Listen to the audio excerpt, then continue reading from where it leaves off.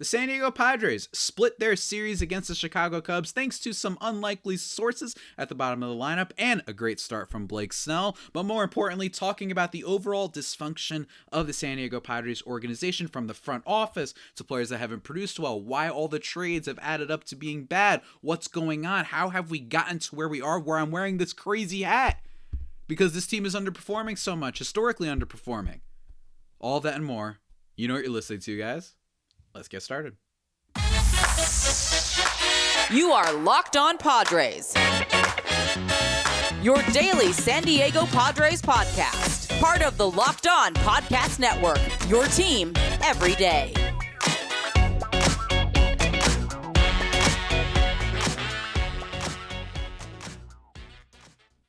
Greetings, ladies and gentlemen, and welcome to another edition of the Locked On Padres podcast, which is part of the Locked On Podcast Network, your team every day for Tuesday, June 6th. As always, I'm your host with sometimes occasionally, but certainly not always the most, Javier Reyes. You can follow my Twitter account at JAVIIPENO if you want my personal tweets about all sorts of crazy, weird things. But if you want only Padres stuff, go check out at LO_Padres, where I usually live tweet the games. Haven't been doing as much recently. Gonna get back on that, but all Padres content there. And if you want to see me on YouTube, whatever fit I'm wearing, and my crazy hat, and the Tatis bobblehead, and Pac-Man, go check that out, Locked On Padres. Hopefully gonna cross 900 subs, and soon 1,000 at some point. Hopefully, that'd be very cool in the near future. That'd be very great. Thanks to everybody who's already subscribed and whatnot. You know, first listen every day. You know how we roll here at Locked On Padres. But also, today's episode is brought to you by Game Time. Download the Game Time app, create an account, and use the code LOCKEDONMLB for $20 off your first purchase. Last-minute tickets, lowest prices, guaranteed. Go check out Game Time, guys. And on today's show, we are recapping last night's game, but very quickly. This is not a big recap show. Just want to talk about it very quickly. And then we're going to be talking about my overall thoughts on AJ Preller and the moves the Padres have made, narratives and optics and ownership and like all sorts of things about where I think the current state of the Padres is. And it's not necessarily all with stats and how the team is currently playing on the field. It's a lot to do with that, but it's a whole bunch of things, including the Athletic article and, all rumors and all these sorts of things. So lots to talk about for sure on today's episode. So let's not waste any more time being silly. Let's get into it. Let's do this, man. Let's rock and roll. I'm really excited about this one. Firstly, like I said, last night's game, really good win for the Padres, 5-0 to split the series against the Cubs. After, I guess it was the up day for them with the offense. The past week since last Tuesday, the Padres offense has literally scored 9 runs or 1 or 0, basically, right? Like they've just been completely up and down, peaks and valleys. They thankfully got the job done tonight, but it wasn't from sources that you would expect. For one thing, Blake Snell, his second straight really quality start in a row. 6 innings, 0 earned runs, only 2 hits allowed, 3 walks, 8 Ks, lowering his ERA to 4.06 on the season, so it's a low 4s ERA. Really good stuff from him. Most importantly, and most interestingly, I talked about this a few weeks ago and why I was worried about him, because he went to his fastball slider combo, which historically in his tenure with the Padres has been usually a sign of him turning things around. He did that and it didn't work. He got lit up pretty hard a few weeks ago, but he went to the fastball changeup combination this time, and it seems to have worked. In fact, he generated 10 whiffs on 23 swings from his changeup last night. So is this just the new Blake Snell? Is he going to start throwing more changeups? Because the slider he actually only threw 10 pitches of last night. It was his least used pitch among his fastball, changeup, curveball, and slider combination. So that's very interesting. And even more interestingly, what was I going to say? Even more interestingly, Gary Sanchez was the catcher last night, and he was doing a good old framing. So much good framing, in fact, that the manager for the Cubs, Mr. Ross, got tossed out of the game. Probably rightfully. There was a lot of calls that went the Padres' way, but shouts to Gary Sanchez being kind of the framer of last night. Even more of a reason why Austin Nola should not be playing as much, because clearly Sanchez is at least going to be better than him in all aspects of the game. Even framing and defensive stuff, which he is not good at. Apparently, he might be better at it than Mr. Austin Nola. So shouts to Gary Sanchez, who also hits a home run in this game. He goes 1 for 3 with 2 RBIs with a 2-run shot, low middle of the plate. This was not a pitch right down the middle, so shouts to Gary for reaching for it. And look, the Padres offense did not come from the usual places. Odor, back in the lineup, thankfully, which was a bad thing that happened over the weekend, a groin injury. Thought that it was just like, what more can go wrong for the Padres? But he's back in lineup. He does go 0 for 4, though. Fernando Tatis Jr. goes 0 for 4 as well. And same thing for Juan Soto. He goes 0 for 4 with a strikeout. So not from the usual places. Instead, it was Manny Machado, who just came back this weekend, 3 for 4 in this game with a double. Also had a web gem defensive play. Go check out my Twitter account. I tweeted about it. Or at least I retweeted it, one of the two.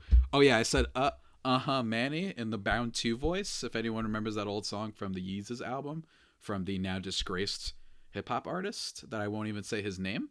But very funny there. So go check out that play. Ha-Seong Kim also fell on top of a ball at one point. It was a great defensive play. He ends up getting the force out at second, but that was really cool, really neat.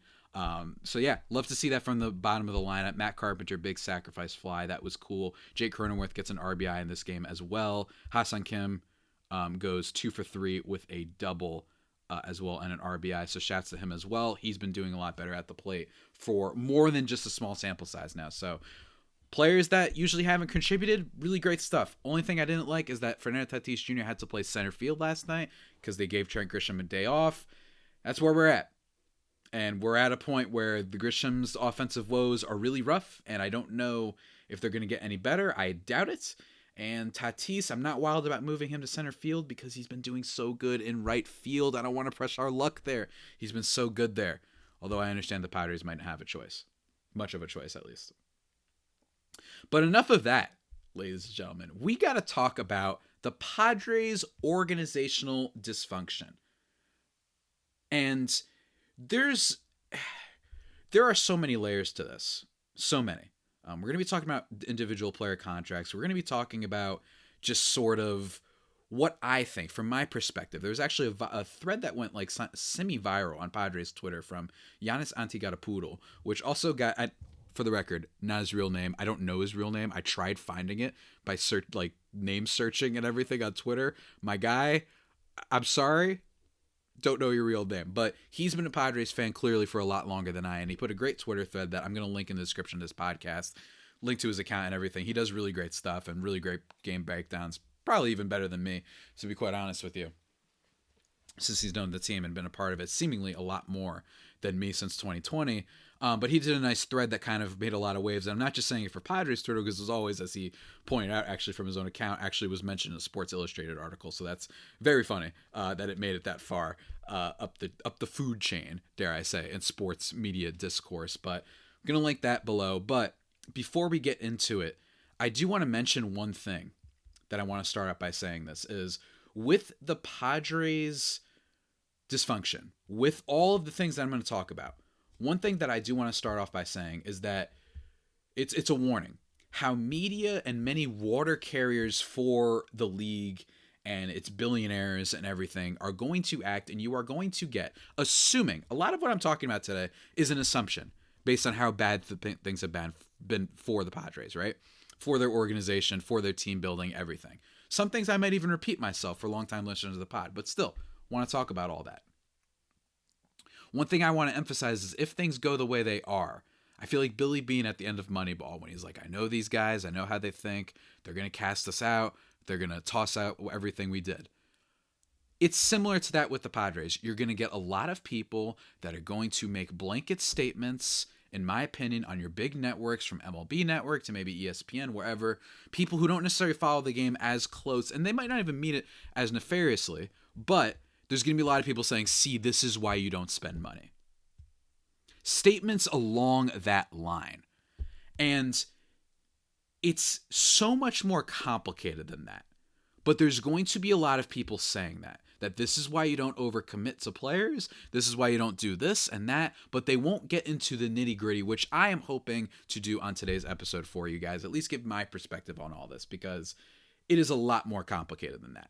And I think that it's worth breaking down all the individual moves the Padres have made that have to do with this current team and just overall kind of vibes, I guess you could say, and what seems to be the issues with the Padres right now, because it's not as simple as just they have a high payroll, and high payroll doesn't work. Because historically, and if you just look at people who won the World Series, it's not true.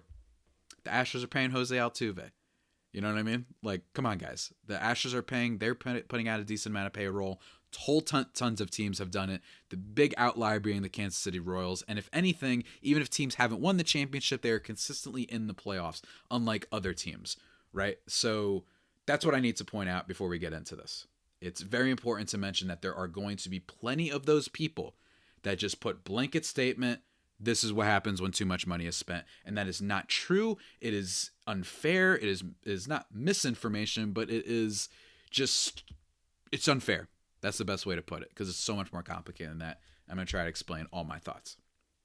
But before I do that, ladies and gentlemen, I need to talk to you about something really, really good. I mentioned at the top of the show, and that is Game Time. Ladies and gentlemen, look, I don't like stressing about buying tickets. It stinks. It's not fun. I don't like the night before or the day of me worrying about, oh, what seat am I going to get? How much money is it going to cost? Or is it even going to be available? I got to see if my favorite player is playing, and I don't know. I got to wait till the last second. Maybe I won't get off from work. Whatever. But Game Time, don't worry about it, man. Forget planning in advance. Game Time has deals on tickets right up to the day of the event, and you can get exclusive flash deals on tickets for football, basketball, baseball, and oh wait, it's not just for sports. You can also get it for concerts, comedy, theater, and much more. The Game Time Guarantee. Say that 5 times fast. Game Time Guarantee, Game Time Guarantee, Game Time Guarantee. Huh, it's actually not that hard to say that fast. But anyway, the Game Time Guarantee means you'll always get the best prices if you find tickets in the same section and row for less. Game Time will also credit you 110% of the difference. You get images of the seat before you buy, so you know exactly what to expect when you arrive as well. You can buy them in a matter of seconds, and then you're set, and they're sent directly to your phone, so you never have to dig through your email or anything crazy like that. Really cool stuff, guys. Download the Game Time app, create an account, and use Locked On MLB for $20 off your first purchase. That's right, just for listening to my buffoonery, giving you $20 off your first purchase, guys. Terms apply, but again, create an account and redeem code LOCKEDONMLB for $20 off. Download Game Time today. Last minute tickets, lowest prices, guaranteed. Oh yeah.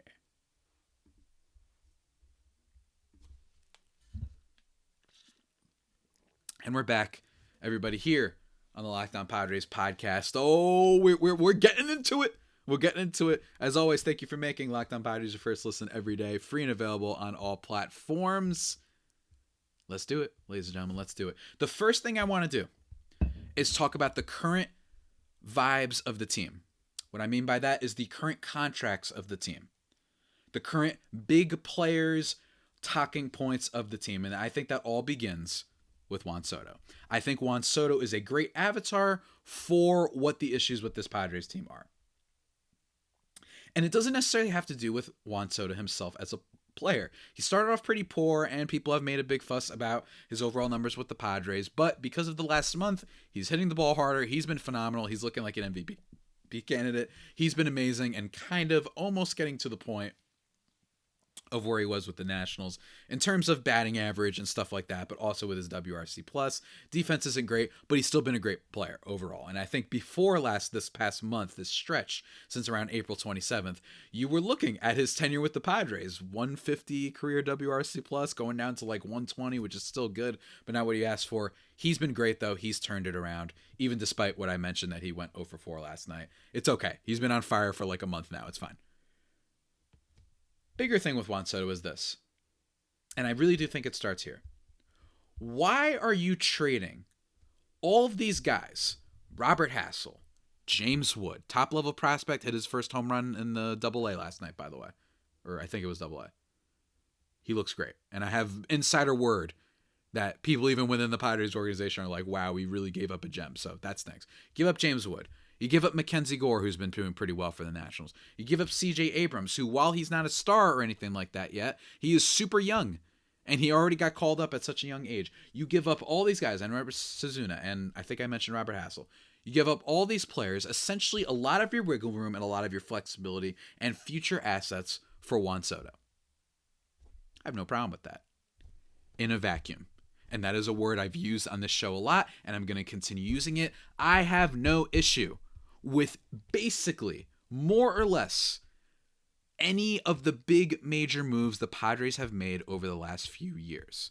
Most of them. I had an issue with Hosmer back in the day because it felt very, I'm going to say, Jacoby Ellsbury-like, which was, are we sure this will even be good year one? That is never a good sign when you're signing a guy long term. It was bad. Hosmer, I was against from the very beginning, especially considering his up and down. Go listen to my Eric Hosmer episode if you want more thoughts on that situation. Austin-Nola, same thing. I was kind of like, you know what, this stinks, but I'd rather just sign a guy for a year in the offseason if the Austin Hedges Francisco Mejia thing doesn't work, because at least with Hedges, you're getting a good defensive player. So I was like, whatever. They traded for Nola, a guy who was just learning how to catch, and you're doing it in 2020, his only season, because he has a high batting average. That ends up stinking, and we see what we have now, right? But all the other moves, even Mike Clevenger, who at the time was top 5 in ERA since 2017. They traded for him in 2020. Top 5 ERA in the league. Who's that good? Who's productive? Even Mitch Moreland. I'll even go to Mitch Moreland. I kind of understood because it was 2020. You want to get what's hot right then and there. I get it. The trade for Blake Snell. The trade for Yu Darvish. The trade for Juan Soto. The signing of Xander Bogaerts. All these things we're going to talk about. It's about not being in a vacuum, though. I do not understand how the San Diego Padres traded all of their future and a lot of their flexibility for a guy that they have not extended, who is young, by the way. But you went out this past offseason and you extended Manny Machado, you extended Jay Cronenworth, you extended Yu Darvish, and then you signed Xander Bogaerts. So you got guys who were 30, in their 30s. Those guys you were okay with extending, but not the guy that you just gave up all those assets for. And therefore getting rid of a lot of your flexibility to change this roster. That is the kind of surface level poster intro paragraph for what is wrong with AJ Preller and company in the front office. I don't understand how you do that. Again, Bogaerts I don't mind. I don't mind any of these deals in a vacuum. But let's keep going. With Xander Bogaerts, he has a wrist issue that has been not popping up, but it has been talked about more recently because he recently stated, look, I'm basically, a few days off probably will be a good thing, but I don't want to go on the IL and all these things. And my question to that is, Xander Bogaerts' OPS has dropped about 100 points since he got hit by a pitch about a month ago. Well, a little bit, or a few weeks. Yeah, basically a month ago. I forgot the exact date. He's dropped significantly. You can see that he doesn't seem like he has a full follow through in his swing, something I brought up on this podcast a few weeks ago. He doesn't have it. Just doesn't have it. But here's the thing about where management comes into issue. Why are you not just putting him on the IL? I don't care what the player thinks. At some point, you need to be a front office guy, and you cannot let players make a decision. They will always want to play. It is an admirable quality for players. Admirable. I respect the heck out of these guys. They can play through pain that would put your boy, who is talking in this dumb microphone right now, out for the next 3 weeks. I'd be like, I can't even type on my computer my dumb articles. Go check out justbaseball.com if you want to hear them. I did a uniform bracket for the Padres. Should be out by the time you're listening to this. Really fun stuff. Why isn't he going on the IL? Why isn't he in the 10-day IL? Instead, you're going to give him a couple days. Okay, whatever. But I just don't understand that. Oh, well, it might be because you don't have depth. Well, whose fault is that? That's the fault of the front office. If you're so scared that you can't put a guy who you signed to an 11-year contract. Oh, it was an overpay. Yeah. Oh, yeah, it was an overpay. And I don't mind it. But what I don't understand is, where is your backup plan? If you know that a guy has this wrist issue that, from what has been reported over the past couple days and what I'm gathering, this was also mentioned by Don and Mud on the game last night, that it's not an injury that can necessarily be solved with surgery. That it might just be something that flares up a lot. It's possible that this has been flaring up more, and this is something Bogaerts said that he dealt with last year, and he still had a pretty damn good year last year, so I get it, but he got hit by a pitch there. And that's what's really hurt him a lot. So why isn't he immediately going on the IL? What's going on? Who's making the decisions here? It doesn't make sense. And even if that is all, being led to account, you're going to give a guy like this who's just going to have this off and on sort of thing. It was similar, although not to a giant perspective, as when Tatis had his shoulder issue that could just, as we saw, if he just swings the bat, it could mess it up and he could be out for 3 weeks. So we have something similar to that, and you're doing that again, even despite that issue you had with Tatis. You're not learning from your mistakes. Oh, but we ain't done yet. Jake Cronenworth, who they extend, I believe it was a day before opening day. Day before opening day. Oh, yeah. Day before opening day. I like Jake Cronenworth a lot as a player. I think he's fun. I think he's great. I love that he's one of the rare Padres players that they let come up through the farm and actually just be that random sort of producer that you get. You love it when players like that are able to come up that you don't expect and be contributors. But as my guy on Twitter at @RealBrentReed posted, now these aren't like crazy numbers that you can't get anywhere, but and I sometimes do not like going by the StatCast bubbles only as telling the full story. But if you look at Jake Cronenworth's StatCast profile every year since 2020, things have gotten worse. And I'm putting it up for my video listeners, right? Or video viewers, right? Video listeners. My video watchers right now. Just a general thing. You don't have to necessarily read too hard into it if you're watching the video. But it goes from a whole lot of red to less and less red every single year. From his hard hit rate being incredible, average exit velocity, his weighted on base, which is a great stat to determine, kind of the value of individual hits instead of just singles and stuff like that. A lot of less extra base hits. His chase rate has gone down, and not in a good way. Walk rate has gone down. After all the signs of a guy who wasn't even a highly touted prospect to begin with, right? All of his numbers have been going down. And by the way, one of those seasons that he was electric was the truncated small sample size of 2020. So all those numbers you got to take with a grain of salt. That's a huge contributor to this. Why is a guy that has gotten worse every year in a lot of ways getting an extension now? I don't mind if you want to go in free agency and say, I'd really like to keep this guy, but why are you keeping him for 7 years? When even at his best, even if you're expecting a bounce back, why is the extension being given now? It feels like an overly gracious thing. I'm all for pro player, but I am wondering, is the scout mind of AJ Preller, a guy who's going a little bit more on feeling, a little bit more by guys he knows and relationships, clouding his judgment and the rest of the front office's judgment? Because you got to look at numbers and say, we like Cronenworth. He's a good player. We'd love to have him on our team. I still like having him on the Padres. Good defense, good walk rate, doesn't swing at dumb pitches. He's had some big hits in the playoffs before. Love that. Utility player. But why are you extending a player like that for 7 years?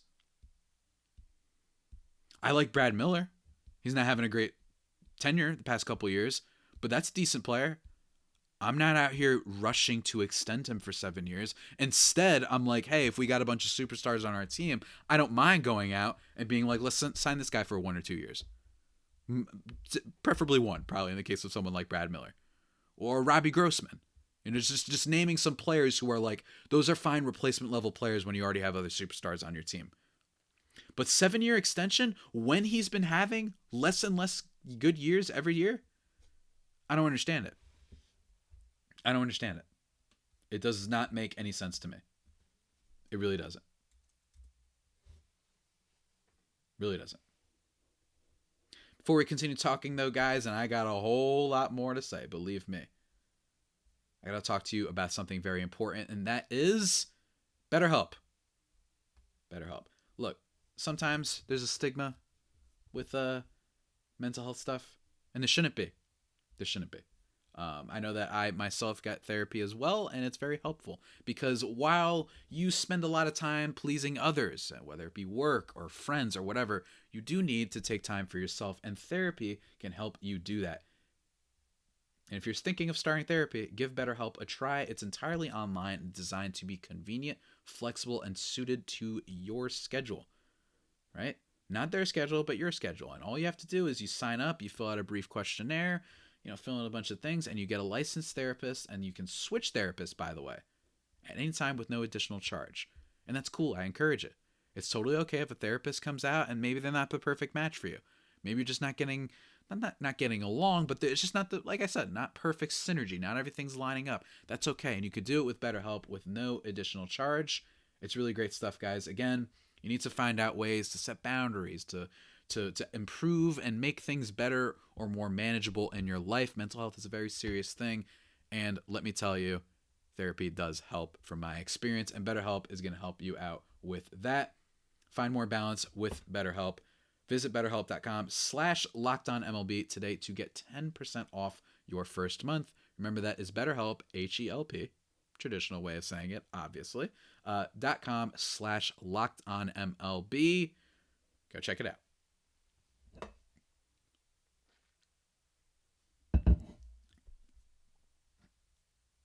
And we're back here on the Locked On Padres podcast, ladies and gentlemen. Woo! Here we go. We're continuing. We talked about some of the individual players on the Padres. Talked about Soto, talked about Cronenworth, talked about Bogaerts. Again, all deals that I don't hate. But again, with the Cronenworth, which I led off to, do you need to extend the player like that? And do you need to do all of this, by the way, when you just traded your whole future for Juan Soto? It speaks to no not forward thinking, no, I don't know the word for being able to see more than like what's right in front of you. You know what I mean? Like being able to forecast greater into the future. Whatever the word is, I'm blanking on it, but that's what I mean. Oh, and then there's Manny Machado, who had a great game last night, and he's been the soul of the Padres. But here's what I'm saying about AJ Preller and his potential scout mindset and his people-pleasing, player-pleasing tendencies, which is a good thing. Don't get me wrong.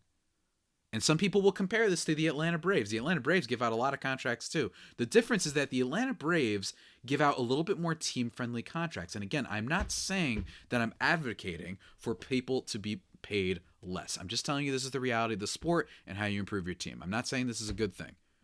But the Atlanta Braves, yes, they extended some guys like Michael Carter. They kind of dove in on that first-year sample size. He's been struggling this year, albeit to some injury, but it is a tradable contract. They are not giving these guys ginormous extensions. I'll even go far as to say, did you need to extend Fernando Tatis Jr.? I don't hate it. Let me be very clear. I don't want the aggregators to take that and say, idiot podcast host thinks Tatis extension was stupid. No, I'm just saying in terms of building a team, did you need to do it immediately then? For a guy who had an injury-riddled 2019, although great in the 80 or so games that he played, and then had a really great 2020, which is a truncated season. Did you need to do that extension for 14 years, $300+ million? You didn't need to do that. I just don't think you needed to do that. But granted, if you did do it, okay, then let's extend Soto. If you have two guys you're going to extend and jump in that are going to be stuck on your team for the next bunch of years, I don't mind it being the two 22-year-olds. In the case of Soto, 24. You get my point. I'm totally cool with that. But after that, there's always a misconception about the Dodgers and the money that they spend. They get their Mookie, they get their Freddie Freeman, and then the rest, they give out good contracts. They give out a whole lot of money to other players, but they don't just give out giant contracts that are extending people into their 40s, like they did with Manny, like they did with Bogaerts, like they did with Darvish, and in some ways, like they did with Jay Cronenworth. You don't extend all these people on your team because then you don't have room for flexibility. Everyone wanted the Padres to sign Nick Castellanos. I said don't do it. What happened? Juan Soto becomes available. There are so many different things and developments in the league that you cannot predict. You shouldn't just settle for now. That's the issue with the Padres. And on an organizational level, we got to talk about that 2021 athletic piece, which is something that the guy that I told you about that I linked in the description of this episode also mentioned as well. A lot of information. And I've heard from people within, I don't want to say deep within the organization or anything like that, but I've heard, from people and my own sources and stuff that there's a lot of stuff going on with the Padres. I know some people who are like, look, I think we're cooked. I think we're cooked on this Soto trade because he's not extended and James Wood is going to be a beast. A lot of people that I've heard from, and I'm not just talking about like Locked On hosts and random articles I read, people that I've heard from are like, this James Wood thing is really going to bite us. I'm scared about it too. I was scared that the Mackenzie Gore part of this was going to bite us, and that, what I mean? Like I'm already there. Like I'm already on the bandwagon of, oh man, we're in trouble.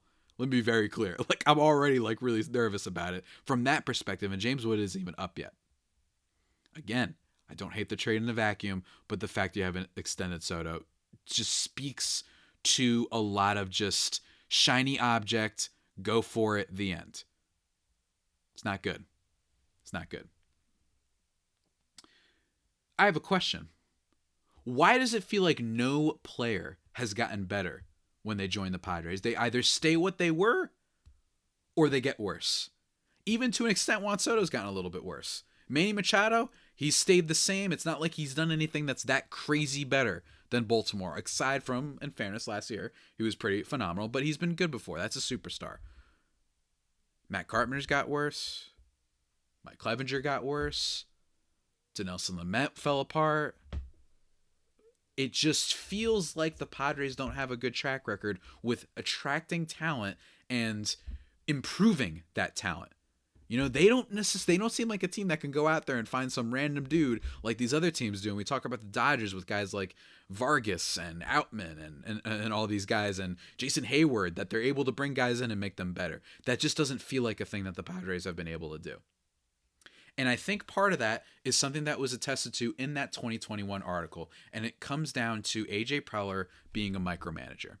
When that article came out, let me be very clear, the thing I made fun of was the rival executives think it would behoove the Padres to trade Manny Machado in a deal similar to what the Rockies did with Nolan Arenado. That annoyed me because it was like, of course rival executives want us to trade our best player for a player of the same aptitude as Austin Gomber.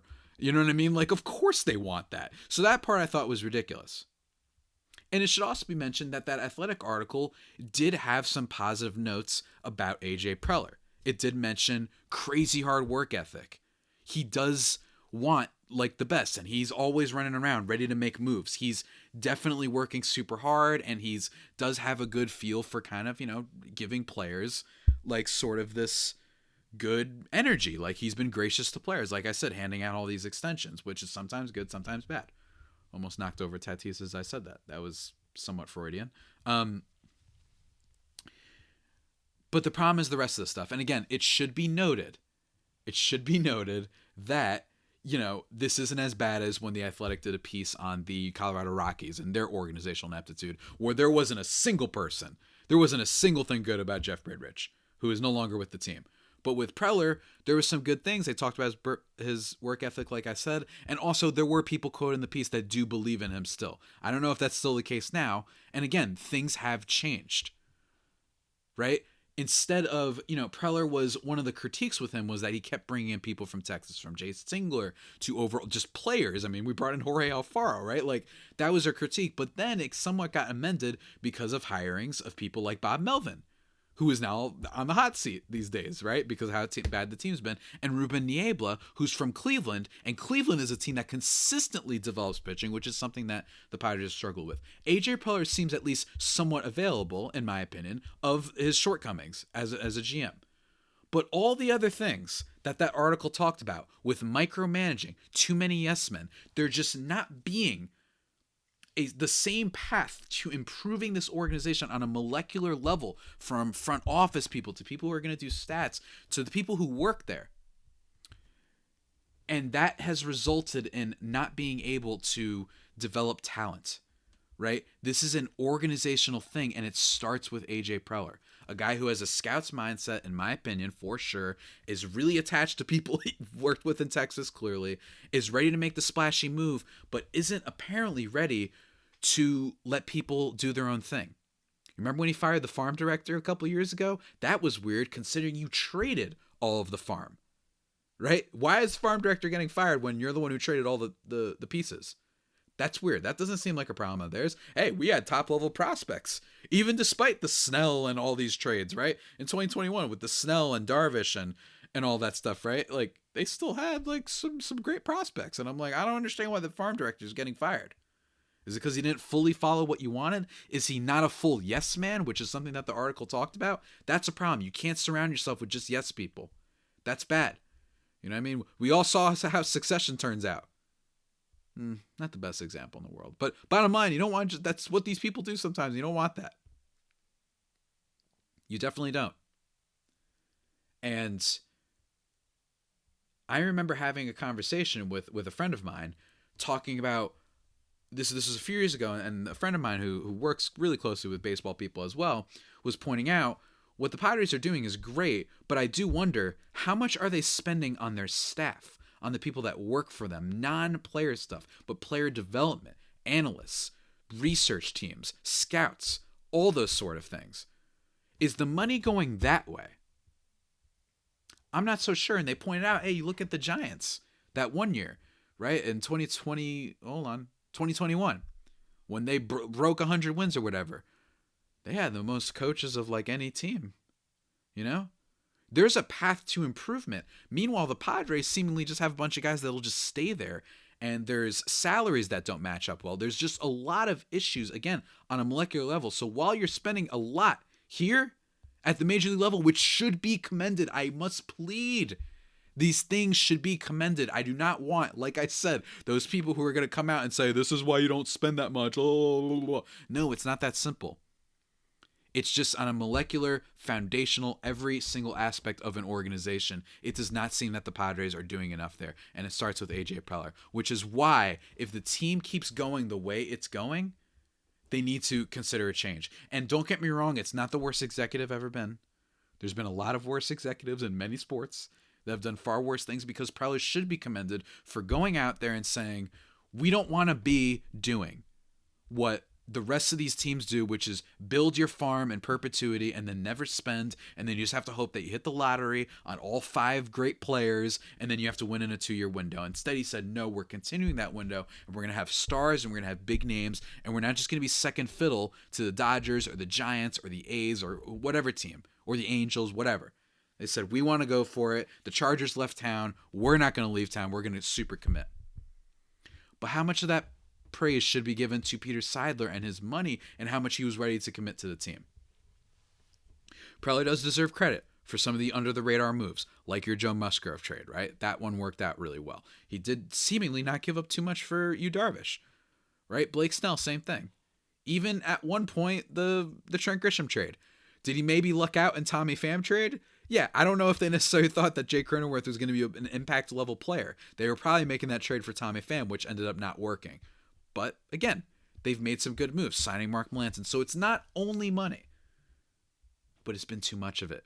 It's been too much about making splashy moves and not compounding it with stuff around the edges from both literally people you're hiring, which I do think that he's, like I said, with Niebla and Melvin, that those are just 2 little examples of signs that he's noticed that, but not compounding that. You get the stars, you get the big bunny bad boys. But my thing is, in an ideal world, I wouldn't mind if the Padres were like, the 2 guys we're extending are Tatis and Soto. The rest, prospects, and just those like the Brad Miller types, replacement level players. Hey, Odor's doing stuff right now. I know Matt Carpenter's hasn't been good, but contracts like that, where you're still spending, you're still at least doing something. You do not want to be the Milwaukee Brewers. Teams like that are crap. Right? Absolute crap. You do not want to be like the Pittsburgh Pirates. You do not want to be like the Cleveland Guardians sometimes, although I know that they've changed a little bit recently. You don't want to be certainly like the Oakland A's, who again are a team that what the Padres used to be, right? Where it's, we got to hope that all of our prospects hit, and then we have 2 years, otherwise we have to trade everybody because ownership won't spend. You don't want that. But I just think that overall, that's my issue. There is no single trade. This is not me saying that trade for Juan Soto is a disaster. In fact, I would have liked it. But for you to do all these moves, not extend him, not trust in your front office people, just all these separate issues that I've illustrated on this podcast, in fact, I think also just scratches the surface. I think there's so much more than this. I really do. And I think we're probably going to get more. You think someone's not working on a piece right now? Well, I promise you somebody is. That's going to update and kind of break down even further what's going on with the Padres. Because for me, just doesn't seem right. And you might say, oh, well, why'd Xander come here? I don't know, man. People like money. Don't get me wrong. Same thing goes for Manny. But did you need to do those moves? I don't think so. I love Manny Machado. I defended him in the Nolan Arenado debate. Because my thing is, he's so much cooler. I love watching that man play. And he had a great game last night. But if you told me we were training for Juan Soto and we already got Tatis locked up, I'd be like, hey, all right. if we're going to do that, the price of admission is you can't then also extend Xander as well. And Manny. 4 guys for 40 years in total. They're going to be there until their 40s. They better hit and produce, because then you're in trouble. And so far that they haven't. And they don't have enough guys and overall depth to be able to make up for it.